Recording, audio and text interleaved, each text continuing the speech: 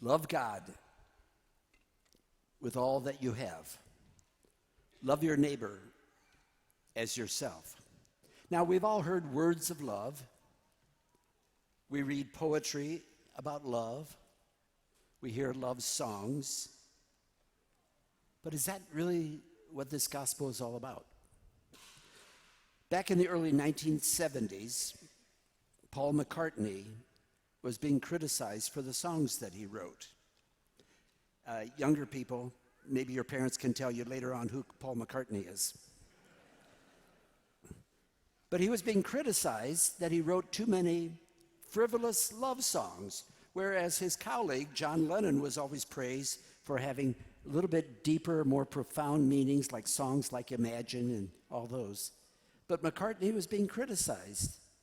Love songs, one love song after another. So what did Paul McCartney do? He wrote a love song. He wrote this song as a response, and it was kind of tongue-in-cheek. And the words are these. You think the world would have had enough of silly love songs. I look around me and I see it isn't so. Some people want to fill the world with silly love songs. What's wrong with that? I'd like to know, because here I go again. And if I were to ask you to sing this refrain with me, you probably would. I love you, I love you, I love you, I love you. A lot of love. Now, I'm not going to be critical of my good friend Paul. I like love songs. But I believe the gospel is telling us to go beyond love songs, beyond words about love. Love God with all your strength, your mind, your heart, everything you've got, your soul, the very core of you. Love your neighbor as much as you love yourself. In other words, it's a love about the way we relate to other people. It's about love about commitment. It's a love about action. And I've discovered if we really enter into the love of God, then we not only love God, but we love the ones that God loves, which is everybody. All these other people are our sisters and brothers. And I've also learned that as we learn to love other people, it helps us learn to love God. The two go together. So that's really the reason I'm here today, to talk about how to put love into action. About 2 or 3 months ago, I was talking to Father Jeff Macbeth, the pastor here, and I asked him if I could come to John the 23rd to talk about Catholic Relief Services. A lot of you know Catholic Relief Services is the counterpart of Catholic Charities. Catholic Charities works within our country. If there's a need, Catholic Charities steps in. Catholic Relief Services is international. It goes beyond our borders. I've always been concerned about people across the world. A lot of you know I love to travel, and I've been blessed to travel to a lot of developing countries in different ways. And in the process of doing that, I've discovered so much about what other people's lives are like. And so when I retired 16 months ago, I knew that I would continue priestly ministry, and I do. I'm very blessed to help out at many parishes. Certainly my schedule is much lighter than it was before, and I have time, I'm relaxed, I enjoy many, many things. But I also wanted to do something that I wasn't able to do before, of really reaching out to people. So I looked around, and I found that Catholic Relief Services, which is the official arm of the Catholic Church in America, is in over 120 countries and doing a lot of good things. And so I applied to be accepted as a member of their team. And actually it was a complete application service. I had to send in a copy of a video of me preaching. I think they wanted to see if I could actually talk in public. And I got approved. So I am officially called a Global Fellow. Isn't that a great title? A Global Fellow of Catholic Relief, for he's a Global Fellow. Okay. I like the title. In other words, I now have a job. It's a very, very, very part-time job, and it's volunteer at that. But what it does mean is I'm allowed to go to parishes and help promote the ministry of the church, love in action, through Catholic Relief Services. And when Father Jeff and I set this up, neither one of us was aware that this was the gospel reading for today. So God had a plan before I did. And the beautiful thing about this is I asked Father Jeff if I could come to St. John the 23rd first. This is my first time doing this. And I said, I want to come there because they're nice people. And they'll treat me well. And so here I am. So thank you for treating me well. I'm saying that first. Thank you. We all know that Catholic Relief Services is there when there are disasters. We hear about that. There was an earthquake in Morocco. CRS was there. Earthquake in Turkey and Syria. Catholic Relief Services was there working with its counterpart, Caritas. Catholic Relief Services is even involved already with the Palestinians and the Israelis. We hear about it when there's a crisis. That is good. I can remember about 15 years ago when there was that major earthquake in Haiti, and it was extreme. And that very day, I called the Catholic Relief Service representative that I knew, and I said, is CRS in Haiti? And his answer is, they're already there because they're already there. And that was an eye-opener for me. In other words, Catholic Relief Services is not just a group that goes in when there's a crisis. They are already working in so many countries. That's the beautiful thing. And helping these various countries, people in these countries, to improve their way of life.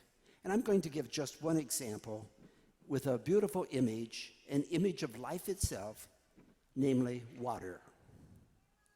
And as I tell the story, I'm going to ask everybody to think about how much water you use in your house. We drink water. We use water for cooking.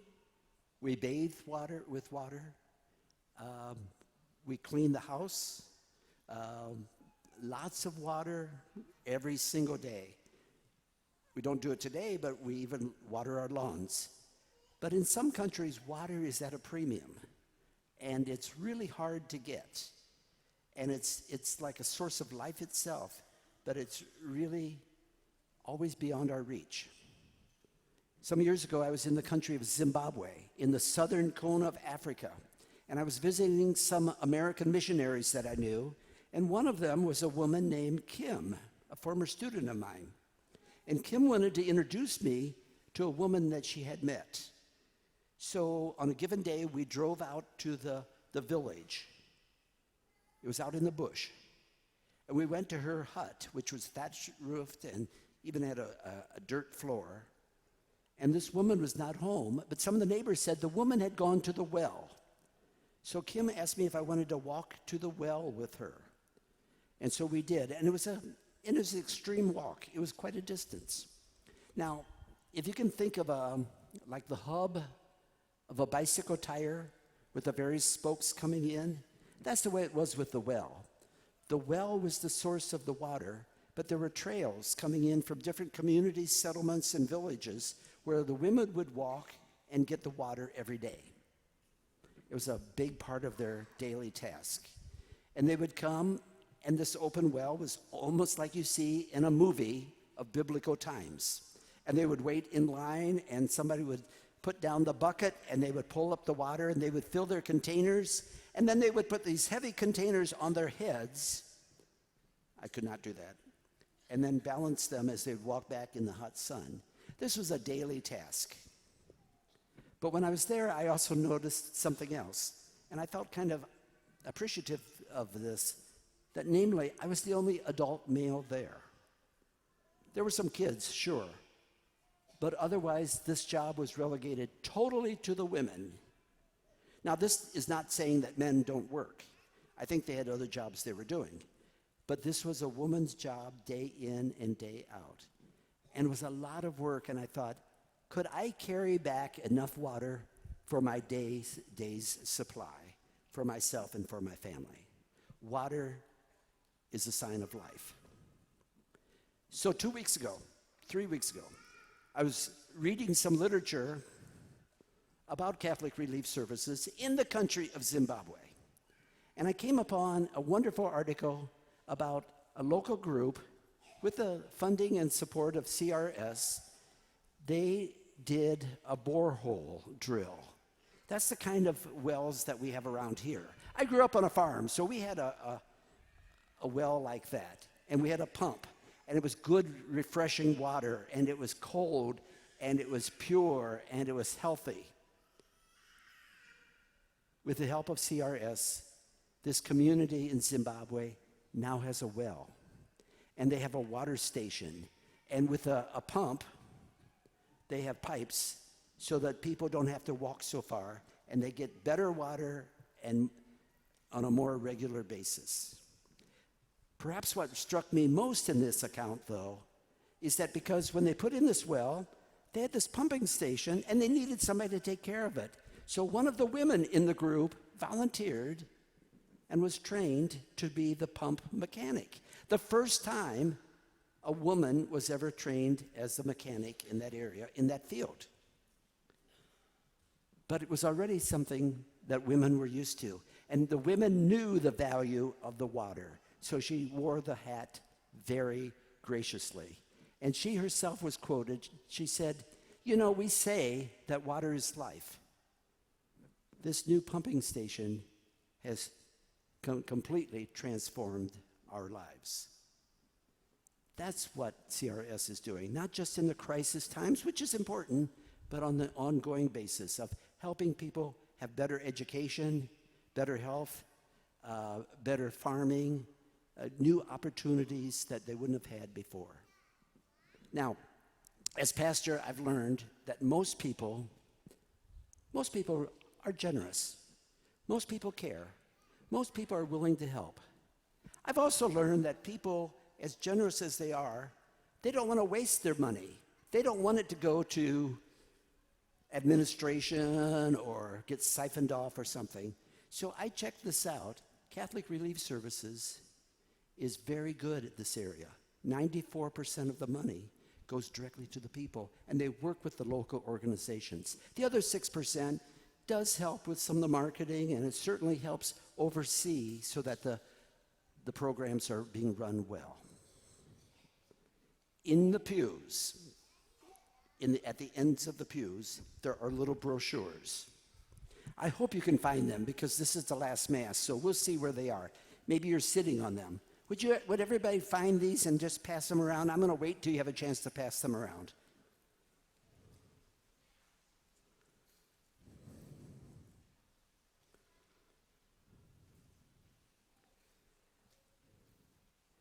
Let me tell you what I am not doing. I am not asking for a second collection. I'm not asking for you to give any money at all today. If you open the brochure, you'll see that the last page is like a little envelope. It can be mailed back. What I am asking you to do is to take these home, to prayerfully look at them, study them, maybe go online, crs.org, and learn more about it. And then if you're moved to do something, take advantage of it and send it in. And if you want to say what parish you go to or the name of the priest, you're welcome to do that. I do ask you, though, to follow up in some way. Don't just take this home and let it sit on the counter till you clean the counter next Saturday and throw it out. But do something with it. Paul McCartney talked about silly love songs. I'm going to paraphrase him a little bit. Some people want to fill the world with action of love in action. Some people want to fill the world with more reaching out to other people. What's wrong with that? I'd like to know.